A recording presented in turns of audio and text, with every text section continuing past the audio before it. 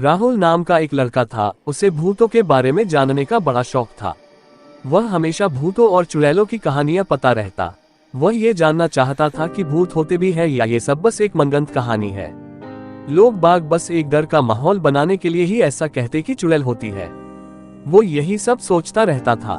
इस बात का पता लगाने के लिए उसने एक तरकीब निकाली। उनसे अपने दोस्त से कहा कि पास के कब्रिस्तान आज रात हम दोनों चलेंगे और पूरी रात वहां जाग के पता करेंगे कि चुड़ैल होती है कि नहीं। उसका दोस्त साथ चलने के लिए तो तैयार हो गया, पर कब्रिस्तान के अंदर जाने से मना कर दिया। राहुल राजी हो गया। जैसे ही रात हुई दोनों कब्रिस्तान के पास पहुंच गए। राहुल अंदर चला गया और राहुल का दोस्त वही कब्रिस्तान के बाहर इंतजार करने लगा। कुछ घंटे बीत जाने के बाद राहुल के दोस्त ने राहुल को कॉल किया और उससे पूछा, भाई क्या चुड़ैल दिखी? राहुल ने जवाब दिया, नहीं। इस पे उसके दोस्त ने राहुल को बोला, तू बाहर आ जा, घर चलते हैं हम लोग, मुझे बहुत नींद आ रही है। पर राहुल ने अपने दोस्त से कहा, तुझे नींद आ रही है तो बाहर ही सो जा। आज मुझे पूरी रात यही रुकना पड़ा तो भी मैं रुकूंगा। मुझे आज पता करना ही है कि चुड़ैल होती है कि नहीं, और जैसे ही मुझे चुड़ैल दिखाई देगी मैं भाग के तेरे पास आ जाऊंगा। इसके बाद राहुल का दोस्त कब्रिस्तान के बाहर ही सो गया और राहुल अंदर चुड़ैल का इंतजार करने लगा।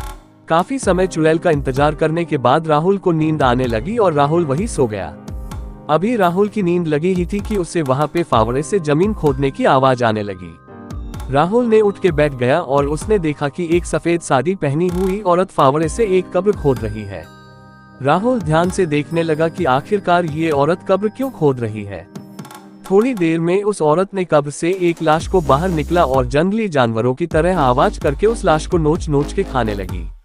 इतना भयंकर नजारा देख के राहुल के हाथ पैर कांपने लगे। डर से पसीना पसीना हुआ राहुल चुपचाप झाड़ियों में छुपा रहा और हनुमान चालीसा पता रहा।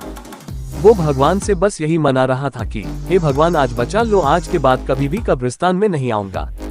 काफी देर तक चुड़ैल ने उस मुर्दे को खाया और फिर बचे हुए आधे मुर्दे के शरीर को कल खाने के लिए उसे वापस कब्र में गाड़ने लगी। तभी राहुल के साथ एक हादसा हो गया। राहुल का दोस्त राहुल का हाल चाल पूछने के लिए राहुल को कॉल कर दिया। कॉल की आवाज सुनते ही वो चुड़ैल राहुल की तरफ देखी। झाड़ियों में छुपे होने के कारण राहुल ने सोचा चुड़ैल उसे देख नहीं पाएगी, पर ऐसा नहीं था। पालक झपकते ही वो चुड़ैल राहुल के सामने खड़ी हो गई। चुड़ैल को अपने नजदीक देखकर राहुल का शरीर ठंडा पड़ गया और वो वहीं पे जम गया। चुड़ैल आराम से राहुल का हाथ पकड़कर अपने साथ उसे ले जाने लगी। राहुल बिना किसी विरोध के उसके साथ जाने लगा। चुड़ैल आधी खाई हुई लाश के कब्र के पास पहुंची और उस मुर्दे की लाश को बाहर फेंक दिया और राहुल को उस कब्र में दफन करने के लिए राहुल को कब्र के अंदर सुलाने लगी। तभी वापस से राहुल का कॉल आया। मोबाइल की रिंगटोन सुन के राहुल को होश आया और वो चिल्लाते हुए वहां से भागने लगा।